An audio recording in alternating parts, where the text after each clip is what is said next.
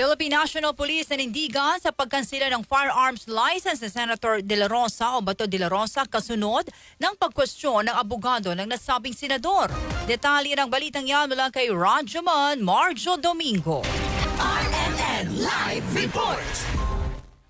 Nanindigan ng Philippine National Police sa pagkansela ng mga lisensya at permit ng mga armas ni Senator Ronald Bato de la Rosa. Ito ay kasunod ng pagkwestiyon ng abogado ni Senator de la Rosa sa legal na basihan para i-revoke ang firearms license ng senador. Ayon kay PNP Acting Chief PIO Colonel Alan Reyco, nirespeto nito ang pahayag ng kampo ni Senator de la Rosa at binigyan din ito na may regulatory function ang Firearms and Explosive Office na may kakayahan na magkansela at ang desisyon na ito ng FEO ay hindi na ininfluensyahan ng anumang politika. Dagdag pa niya, niniwala ang PNP na isa itong nagpapatuloy na requirement at hindi lang para sa mga aplikante ang nasabing pinatutungkulan ng RA 10159 na siyang kinumpirmang naging ground o basihan ng pulisya para kanselahin ang mga armas ng nasabing senador.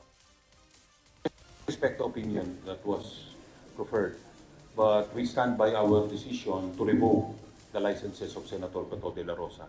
Ang sinasay po niya that this is yung Section 4G is actually for applicants. We believe that yung sa applicant na yun, how much more, di ba? Yung bar na sinet natin. Sinet natin sa applicant, dapat wala kang kaso, facing a criminal case with more than 2 years na penalty. How much more yung owner ka mismo ng firearm, license owner ka ng firearm, it's a continuing requirement. Samantala na unang nihiyak ng PNP na maaari namang umapila si Senator De La Rosa at pwedeng abogado lang ito ang magsuko ng mga nasabing armas. Kasama mo sa DZXL Ormen, Manila, Rajuman Marjo Domingo, sa Top RMN. RMN Network News.